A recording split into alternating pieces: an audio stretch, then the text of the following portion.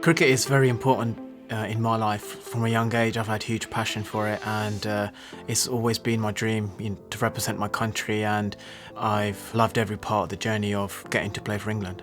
Over the last few years, I've had some difficult periods in my cricketing life. When my confidence goes quite low, I kind of feel that the world is kind of against me, teammates are not maybe with me, and that's just comes through years of being under pressure performing. I felt I had low self-esteem, and especially when my confidence went low, I would get into a place of paranoia.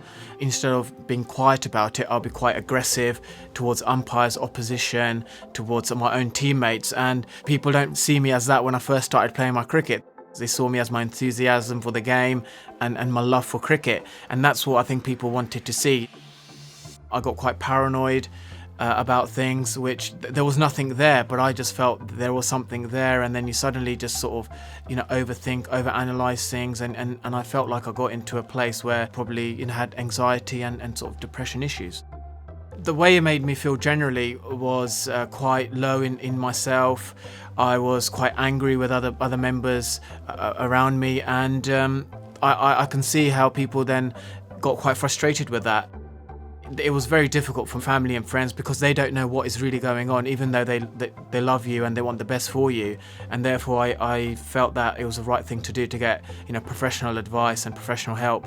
I think I was in denial for quite a long period of time, and then eventually when I thought, yeah, there is something wrong with me, and I went on medication, and I think it just calmed a lot of things down in my mind, and it took away the symptoms of being paranoid. I didn't believe in medication. I've always been brought up to say, medication isn't good for you. There's always side effects to every medication you take. I would take it for a couple of days and not take it, and then eventually got into a place where I used to take it on a regular basis. And then the people who were helping me did see a change in me, and they've kind of said to me it would take 3 to 6 months to get back to where you need to. So when I first started on the medication, I was a lot more patient with myself. You want things to happen very quickly, you want to improve quickly, but I think you've got to be kind to yourself. You've got to take one step at a time and be patient with the whole process, and eventually have the faith that things will get better. It's really important that once you do get better, how you engage with people and how you are with your friends and family, they sort of pick up on the positive vibes, and then it's quite comforting to know that they can see a positive change. The signs that you can spot in other people if they need mental help is in dressing room, they're very isolated, they don't engage with the whole team.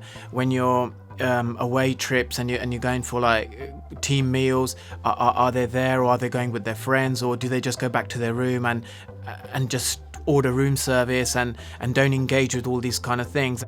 I think it's really important that when you feel down, you engage with human beings, you speak to other people about this. Once a cricketer gets isolated, they're the signs where you really should look out for that person.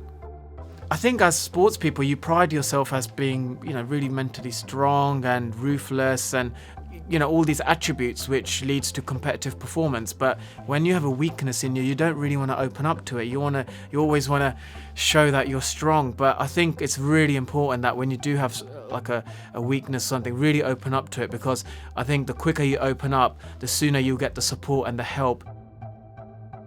To be a PCA mental health ambassador is important to me, because I feel that you want to help other cricketers who in the future may feel depressed or have anxiety issues, have other mental issues, that they're able to come forward. The PCA provide a really good service. They're very supportive in helping you getting through your difficult times, and please use the PCA because they're there to help you.